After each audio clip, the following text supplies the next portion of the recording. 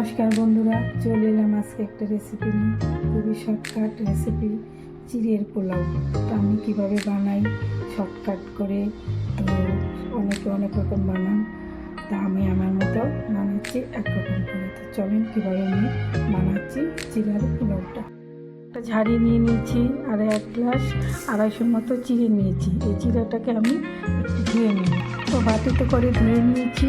এখন আমি এটাকে ঝরে নেব, চালনিতে করে সব উঠিয়ে ঝরে নিয়ে নেব।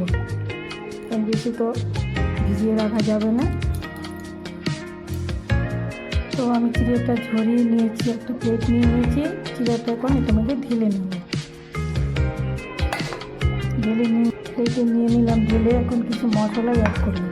দিয়ে দেব লবণ, দিয়ে দেব হলুদের গুঁড়ো, দিয়ে দেব গোলমরিচের গুঁড়ো, দিয়ে দেব গরম মশলার গুঁড়ো, দিয়ে দেবো চিনি আর একটু ঘি দিয়ে ম্যারিনেট করে নেব সব কিছু মশলার সঙ্গে এখন ম্যারিনেট করে নিচ্ছি। তো একদম ঝরঝরা থাকবে, এরকম মশলার সঙ্গে অ্যাড করে নিলে চিনি দিয়ে তো ঝরঝরা থাকবে। তো করে নিয়ে সব কিছু ম্যারিনেট করে নিলাম। আমি আজকে নিরামিষ মতে বানাবো, পেঁয়াজ ছাড়া বানাবো আমি আজকে পোলাওটা। দিয়ে দিয়েছি তেল আর ঘি মিক্স করে নিয়েছি।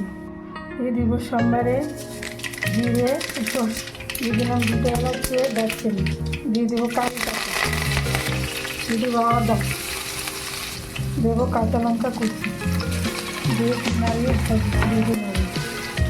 দিয়ে দেবো বাদাম, দেবো মটরশুঁটি।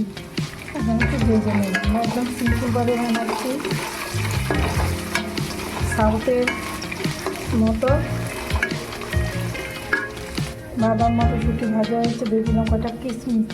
তো ভাজা হয়ে গেছে বাদাম মটরশুঁটি। এখন দিয়ে দিলাম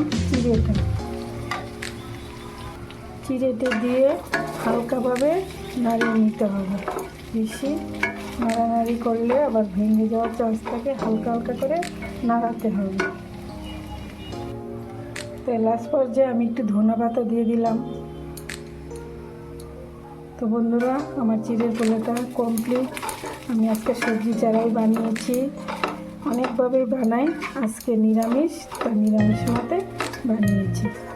তো কেমন হয়েছে বন্ধুরা, যদি ভালো লাগে আমার পাশে থেকে লাইক কমেন্টের মাধ্যমে আমি পরিবেশন করে দেখাচ্ছি যে কতটা ইয়াম্মি হয়েছে। তো বন্ধুরা, এখন আমার চিড়ের পোলাওটা কমপ্লিট। আমি পরিবেশন করে নিয়ে চলে এসেছি। তো কতটা ইয়াম্মি হয়েছে বন্ধুরা, দেখেন। আমি সিম্পলভাবে বানিয়েছি, আমি অনেকভাবে বানাই, এটা একরকম বানিয়েছি। তো ভালো লাগলে পাশে থেকে লাইক কমেন্টের মাধ্যমে জানিও কেমন হয়েছে। তো টাটা, আবার দেখা হবে নেক্সট ভিডিওতে সুন্দর রেসিপি। রাধে রাধে।